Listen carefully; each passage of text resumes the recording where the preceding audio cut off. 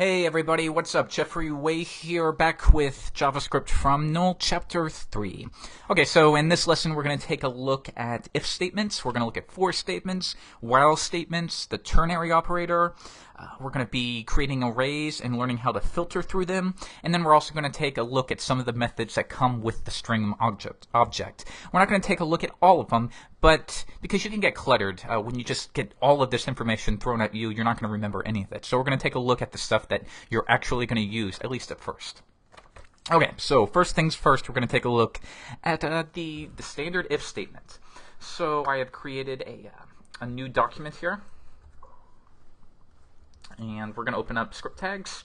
And the first thing that we're going to do here is create a variable. So we'll do var sum var equals a string. And what we're going to do here is we're going to find out if sum var is equal to the value hello world, and if it is, we're going to do something. So we're going to say if sum var equals, and remember what we discussed last chapter, we're actually using the equality sign. So we're not assigning it, we're using 3. Okay. And if sum var equals hello world, then do something. So we're going to use brackets. And what we'll do here is we'll just do something like document.write matches. And you can see over here in the live preview, by the way, this is the latest version of Espresso 1.1. I'm liking it quite a bit, so do take a look at it. It's from MacRabbit. Okay, so if sum var equals hello world, document.write. So you can see if we change it just one bit, it automatically updates. So cool. We are already doing statements. So we can say if sum var is equal to this mistyped hello world, document write matches. But what if it doesn't? We don't have anything to do. And we're going to do the else statement. So we're just going to write else and then create another one. Document.write does not match. And you can see to the left, does not match. Okay, so that's really all it is. You have if, and then you have some kind of operation. You're checking it. So you can see if something equals, you can see if something is greater than. For instance, if we did var x equals 1, we could then do if x is greater than 1, then document.write is greater, else is not. And we're going to get is not because 1 is not greater than 1. Okay, well, let's change it to x equals 2. Now you can see it automatically updates to is greater. Now, what if we set if x is greater than 2, but what if we want to say if it's greater than or equal to? In that case, we're going to create the greater than sign and then follow it with equal. And that means, as you would guess, if x, meaning the value of 2, is greater than or equal to 2, then write something. Okay? And alternatively, of course, we can do less than or equal to 2. Okay? Okay, so if statements. Now, we have a couple options here. We can do and or. So to give you an example, we can say if x equals 2 or, and if we want to do or, what we'll do here is we're going to wrap this one in parentheses, and then we're going to say if x equals 2 or x is greater than 1, or x, let's say or x is greater than 4. This is total gibberish, but it'll work fine. Then document.write good. And we get good. So let's change this to something where it will not match. I'm going to change this to 3 because that means x does not equal 2 and it's not greater than 4. And we get nothing. And if we want, we can do else.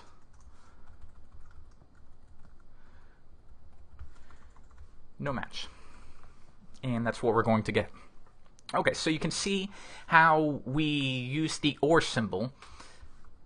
You can see if we change that to or, that's not going to work. We're going to use 2 of the little bars, and that represents or.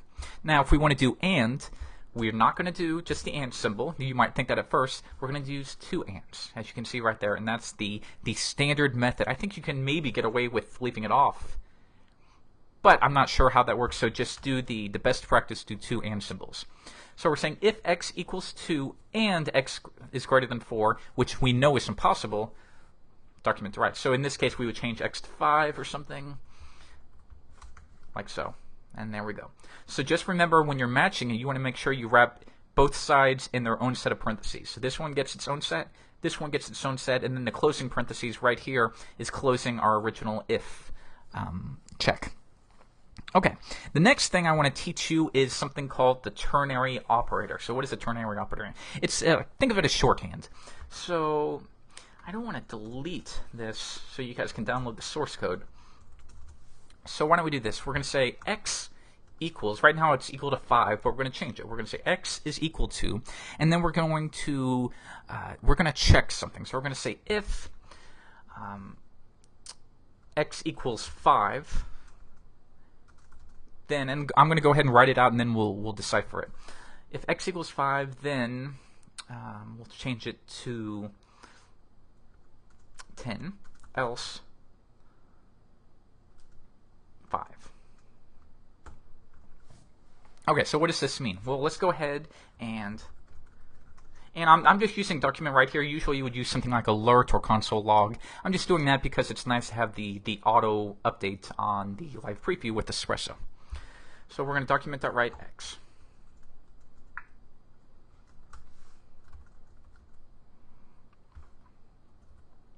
Okay, so you can see here at the very beginning we don't have any spaces, but if we begin, x is equal to 5, as you can see up here in the top left. Then we perform an operation, and it's changed, and then we do it again, and it's equal to 10. So what does this mean? This is the ternary operator. We're saying x is equal to, then we do a check, some kind of check.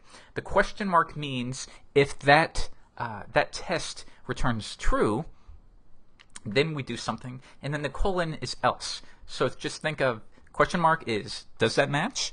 Then do something. Colon means if it doesn't match, or else do something else. So when would you use this? It's considered, it's actually kind of mixed among the community, whether it's a good practice or a bad practice. I think there's nothing wrong with using it. There's a couple guidelines you need to make sure. Obviously, the standard version of this would be if x equals 5. I'm going to go ahead and do this for your reference. X equals 10. Else x equals 5. Okay, so you can obviously see one line is preferable to 5 or 6. So you might think, oh, of course, just always use the ternary operator. There's a couple of reasons you shouldn't. One, it's very arguable that this is much less readable. So you should think about that. Creating readable code, just because it's more complicated and cooler looking, doesn't mean you should necessarily do it.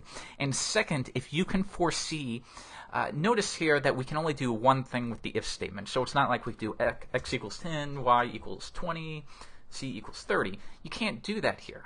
You can only do one task. So if you did decide, okay, if x equals 5, then we're going to have x equal 10 and then something else, you really can't do that. You would then have to turn it into the long form.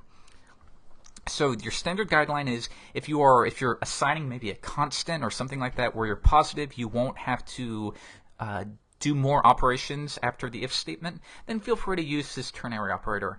Otherwise, play it safe and use the long form. Okay, and we'll go over that a little bit more in future lessons. But just know you have a value, you make it equal to a test. If that test returns true, in this case x equals 5 is true, then we perform an operation, and if it's not, we do something else. Else, keyword there.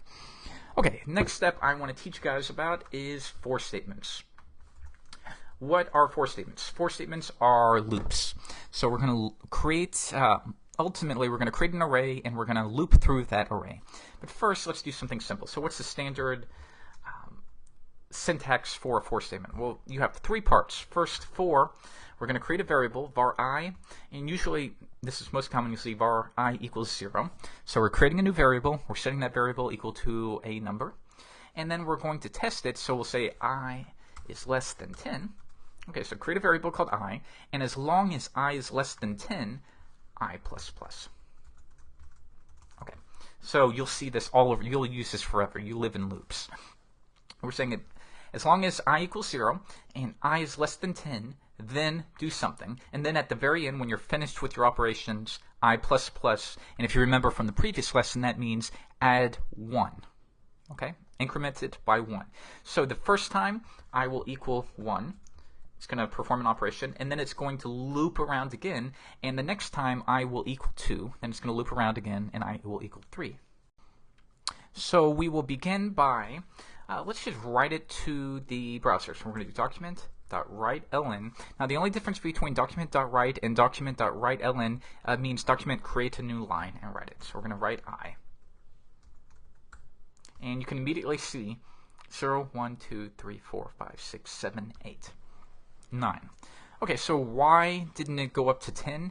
And it's because we're saying as long as I is less than 10. So when it went around again and I was equal to 10, this no longer passed. So if you wanted it to log 10, you would do I is less than or equal to 10. And you can see that update right there. So that's a simple crash course in loops. You create a variable as long as it's less than anything that you set, increment it by 1, do an operation, and as soon as your operation is complete, you can do as many things as you want here. It'll run again, and it'll increment by I. Okay. So how would you actually use this in a real world? Let's create an array, your first array, var my r. It's going to be equal to an array, and we're going to use the object literal format, which is just creating open bracket, close bracket, and that means array. So we can fill this up, my array. There are a couple ways we can do this. I'm going to show you.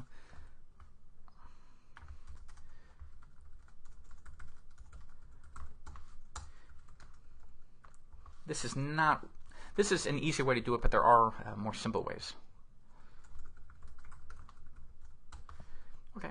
And we're going to loop through here. So we've created an array. We've created new instances. So we're just saying array in your first item, create hello world array. And think of arrays just as a list of data. It's a way to group common data into one variable, and then you can filter through that. So we'll say var I equals 0, and as long as I is less than, so we need to replace this with the total number of items in our array. And the way we can do that is with a method called length. So we'll do my array length I++.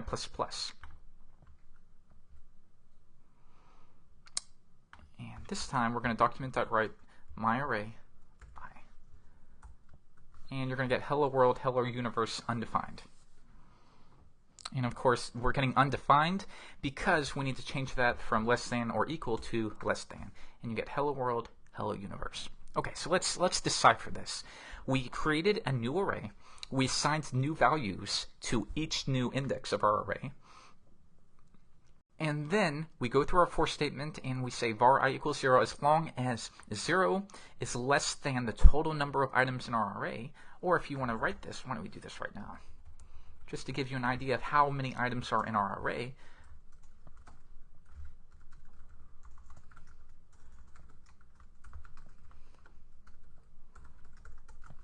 You get 2, 2, and that's running twice. So it's actually, there are 2 items in our array, 1, 2. Okay. So this is considered, this is really higher level than where you're at right now, but this is considered a bad practice because every time we run our for loop, it has to determine the length of our array. And as you can imagine, if you have an array with like maybe 50 items in it, that can take some time. So instead, you can create a comma, and you can do len equals my array.length, and I is less than, and let me just kind of make this a little larger. I don't want to go over this. Don't worry if you don't understand this at right now because it's a little higher level. We're saying var I equals 0, and then we're creating another variable designated by the comma, and now a new variable called len, and that's equal to the length. So len will be equal to 2. And then we're saying as long as I is less than 2, do some operations, and then increment I by 1, and run this test again. Okay, the next thing we want to do here is, in addition to for statements, you have, and by the way, we're going to come back a little later and figure out better ways, maybe in chapter 4, better ways to create your arrays. So we're going to do while statements, very similar to for statements. So we can say while, and then we're going to do a test, and we'll say I is less than 10, perform some operation, document.write I, and of course we need to set I, so var I equals 0, Okay, I'm back. Sorry if you saw a little glitch there. It's because the preview from Espresso seems to be having a little bit of trouble auto updating our script. So we're going to go ahead and write it now, and then we'll click on preview. So anyways, I'm doing while I is less than 10. Then we're going to do an operation, and finally we're going to increment I by 1. That way, when I is 1, it'll run an operation 2, 3, 4, but once it gets to 10, 10 will no longer be less than 10, in which case it'll break out of the statement and continue on. Now, what if we want to break out prematurely? Why don't we do something like this? If I is equal to maybe 4, then we're going to write break. And this is a perfect example of the shorthand of if statements, and we'll go over that in just a minute. Let's go ahead and click preview, and we get 0, 1, 2, 3, 4. And because it did pass this operation, it broke out completely. So if you want to see for an example, if we comment that out, it'll go all the way to 9. Okay? So you can see here we're supposed to do this. That is the proper form, and that's really considered the best practice. Once again, if you see yourself doing more operations, if I equals 4, then really do the best practice of creating your brackets. On the other hand, if it's really something where you know you'll never do anything but this one operation, you can just leave it off, okay? Like so. And once again, if I go to preview, you'll see it breaks off there. Cool. The final thing we're going to go through today is there's also another form called the do while statement. I don't want to flood you with different information. You most often use the while and the for. Actually, for example, I don't even know if I've ever used a do while statement because you can do it with these, so it's not a big deal. And the final thing I want to go over with you today is methods of the string object. So let's comment this out as well. If you remember in the previous lesson, I taught you that even though we create a variable, a string, even though it's a string, it has methods available to it because it'll be converted into the string object. The method of the string object will be called, the value will be returned, and then the object will be deleted, only leaving the string. So let's take a look at some of the methods available to us. So var my string is going to be equal to hello world. Once again, preview. Nothing's going to happen because we haven't done anything with that variable. So why don't we do this? Document dot write, and we're going to do my string. And if we preview this again, you'll see hello world. So let's take a look at some methods that we can add to this. My string dot. The first one we're going to take a look at is to uppercase. I think we even looked at this not too long ago. And of course it's a method, and because something is a function or a method, we need to append those opening and closing parentheses. And we get hello world, and as you guessed, it turns all the letters to uppercase. Additionally, we have to lowercase. Okay. What else do we have? We can take a look at length. Now, when working with an array, length will return the total number of items, in this case 2. However, when working with a string, it returns the total number of characters. So if we do my string dot length, we get 11, and that's because there are 11 characters in hello world. Okay. Next we have, I don't want to go over, there's actually quite a few more, but these are the ones you're really going to find yourself using. The next one I show you is value of. So what is value of? Let's take a look.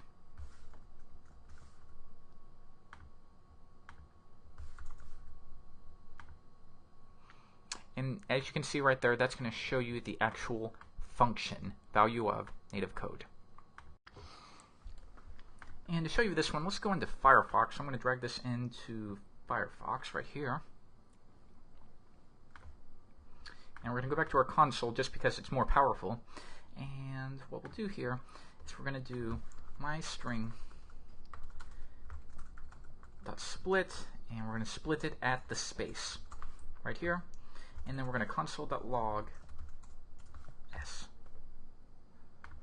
Refresh, and now we're going to get hello world, and you can see it's become an array. So if we wanted to do console.log s0, oops, we're going to get hello, because remember, arrays are 0 based, which means the very first item in the array is going to be the first one, the second one, and so forth. So you begin with 0. So here we split it, so we took this string, we split it at the space, hello world, and universe, and now you can see it's going to have a bigger length, so it's going to split it into more items. And if we come back and we just log the whole thing, it's going to log the array hello world and universe. And what we can do here now, console.log, and we'll do something like the third one. And you're going to get universe, because remember, once again, you would think it would be and, but actually hello will be 0, world will be 1, and is 2, universe is 3. Okay, and that is split. So if we wanted, we could split it anywhere. If we could do a colon there, we could do split it at the colon. And now we can do the first one because it's only going to be split into 0 and 1. If we log that, we'll get and universe. Okay, this is the last day of really pure fundamentals that we're going to get into. In Chapter 4, we're going to actually learn how to work with the DOM. We're going to start changing elements, and then we're going to move on towards animations and more fun stuff that I bet you guys are interested in. So I will see you next Friday, I believe is Christmas, so I will either record this screencast before then, or you'll see it on the weekend after Christmas. So I am Jeffrey Way, and I'll see you guys later. Bye.